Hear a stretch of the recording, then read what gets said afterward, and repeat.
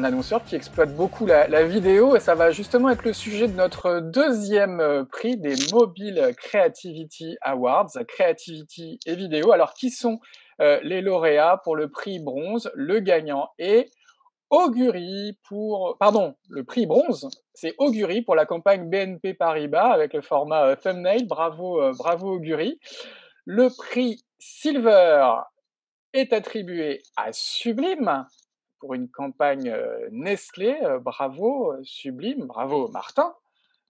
Et le prix Gold est attribué, roulement de tambour, à Jellyfish pour une campagne PokerStar. Et on va regarder la vidéo tout de suite.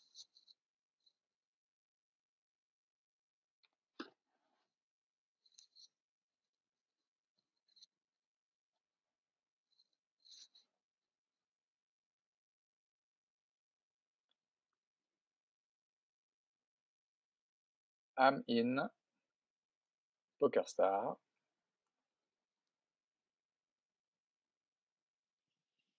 Ne comptez jamais sans moi. Très bien.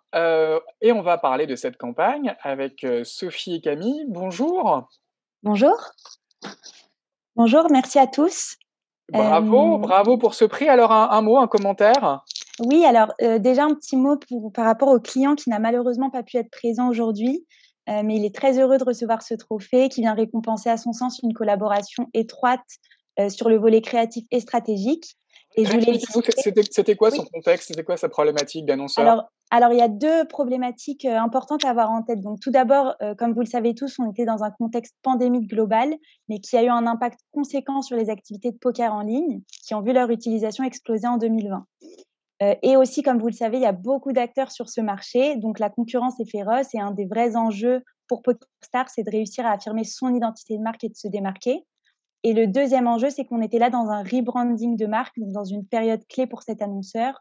Et donc, l'idée pour PokerStars, c'était de se positionner ici comme un acteur du divertissement, de donner envie aux utilisateurs de rejoindre une communauté en quête d'aventure. Et on a essayé, via cette créative, de retranscrire cette idée-là. Alors, comment vous y êtes pris chez Jellyfish? On peut peut-être déjà présenter un petit peu Jellyfish en quelques mots? Bien sûr. Alors, chez Jellyfish, on est un partenaire digital. On va pouvoir accompagner nos annonceurs sur l'ensemble des leviers digitaux. Et ici, l'idée, ça a été de travailler en collaboration avec PokerStars, mais également avec la société marketing Anomaly, qui les ont aidés à créer un ensemble d'assets cinématographiques noirs et blancs que vous avez pu voir.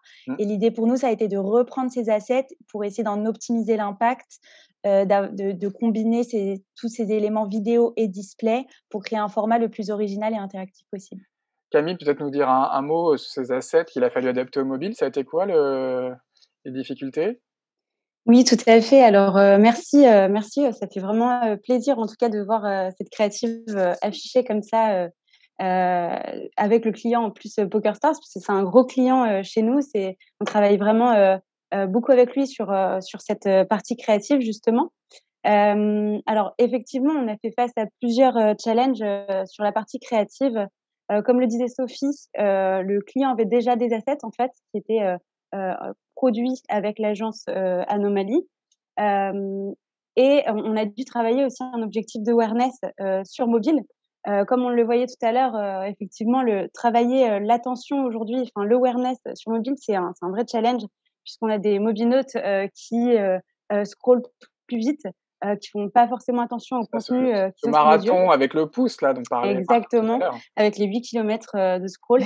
Donc l'idée, ça a été vraiment d'essayer d'attirer l'attention des mobinautes autour justement de ce contenu vidéo. Et c'est pourquoi on a mis en place le format carrousel, puisque c'est un format qui reprend des codes du mobile, qui reprend une interaction swipe, une interaction qu'on retrouve aujourd'hui dans l'environnement applicatif, sur le social. Et donc l'idée, c'était vraiment d'accrocher les utilisateurs avec cette interaction pour les amener à visionner le contenu vidéo.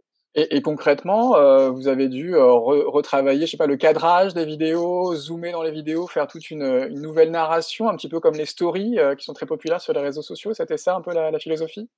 Tout à fait. Alors, les formats vidéo étaient à la base des formats carrés qu'on a redimensionnés de sorte à ce qu'ils fitent parfaitement dans l'environnement, dans le format interstitiel, et pour qu'il y ait beaucoup plus d'impact, justement, pour que ça soit un format full screen sur mobile. L'autre challenge aussi, c'est qu'on avait à intégrer des mentions légales. Alors, c'est un secteur sur lequel on a une communication qui est très encadrée en général.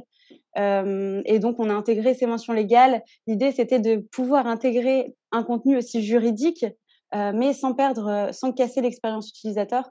Donc, vraiment, le format carrousel a fait le travail d'enrichir l'expérience utilisateur.